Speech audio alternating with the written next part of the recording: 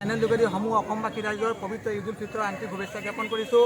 আজি আমি ৰোজা মাহৰ পবিত্ৰ এক মাহ আমি শেষ কৰি আজি পবিত্ৰ ঈদ উল ফিতৰ আমি ডুমডুমা ঈদগাহ ময়দানত আজি আদায় কৰিছোঁ। আমি ডুমডুমা 7খন মছজিদ একত্ৰিত হৈ কিনে আজি এই নামাজটো আদায় কৰোঁ। নামাজ শেষ হোৱাৰ পিছত আমি আল্লাহৰ ওচৰত দোৱা কৰিছোঁ যে আল্লাহ আমাৰ অসমৰ উন্নয়ন স্বাৰ্থত আৰু আগুৱাই লৈ যাওক। আমাৰ অসমৰ যিটো মিলাপ্ৰীতি আছে মিলাপ্ৰীতি আমাৰ মাজত সদায় জীয়াই থাকক। লগতে আপোনালোকৰ চেনেল যোগেদি মই ডুমডুমা পুলিচ প্ৰশাসনক ধন্যবাদ জ্ঞাপন কৰিছোঁ। তেওঁলোকক খুব সুন্দৰভাৱে আমাৰ যি পাৰ্কিঙৰ অসুবিধা আছিলে তাৰ সহযোগ কৰিছে, তাৰ কাৰণে মই ধন্যবাদ জ্ঞাপন কৰিছোঁ।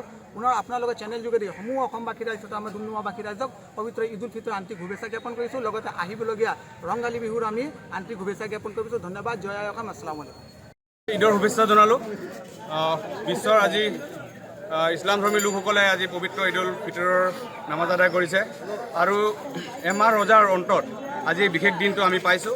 গতিকে এই আজি পবিত্ৰ ঈদৰ দিনাখন বিশ্বৰ শান্তিৰ অৰ্থে আমি নামাজ আদায় কৰিছোঁ, দুৱা প্ৰাৰ্থনা কৰিছোঁ।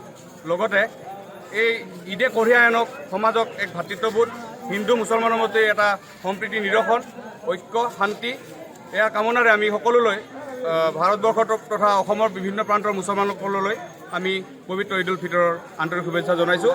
ডুমডুমা ঈদগাহ অৱস্থান মাদ্ৰাছা কমিটিৰ তৰফৰ পৰা। সাংবাদিক বন্ধুসকল, আপোনালোকে আজি এই পবিত্ৰ ঈদ উল ফিতৰৰ দিনটোত আমাৰ ঈদগাহ ময়দানত আহি আপোনালোকে উপস্থিত হোৱা আপোনালোকক ধন্যবাদ জনাইছোঁ।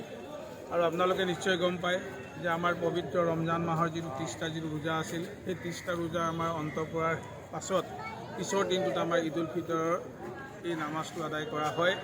আৰু আজি আমাৰ এই ঈদগাহ ময়দানত আমাৰ ডুমডুমা অঞ্চলৰ 7খন মছজিদৰ যিসকল আমাৰ মুছলিম ভাইসকল আছে তেওঁলোকে সকলোৱে একগোট হৈ একেলগে আমি এই নামাজটো আদায় কৰিছোঁ। আৰু আজি এই ঈদ উল ফিতৰৰ এই নামাজৰ যোগেদি মই সমগ্ৰ অসমকে ধৰি আমাৰ এই ডুমডুমা অঞ্চলৰ সমূহ ৰাইজলৈ আমি ঈদ উল ফিতৰৰ শুভেচ্ছা জনাইছোঁ। আৰু আগন্তুক দিনবিলাকত যাতে আমি সকলোৱে একেলগে মিলাপ্ৰীতিৰে বসবাস কৰোঁ তাকে আমি কামনা কৰিছোঁ। আৰু আশা কৰিছোঁ যে আমি সকলোৱে একেলগে একেধৰণে থাকি আমাৰ নিজৰ মাজত যি ভাতৃত্ববোধ যিটো আছে সেই ভাতৃত্ববোধটো আমাৰ মাজত চলি থাকিব। এইখিনিকে কৈ মই পুনৰবাৰ সকলোকে আজি ঈদ উল ফিতৰৰ শুভেচ্ছা জনাই মোৰ বক্তব্য। যিকোনো খবৰৰ বাবে যোগাযোগ কৰক 7099017330 লগতে 7099017110 নম্বৰত।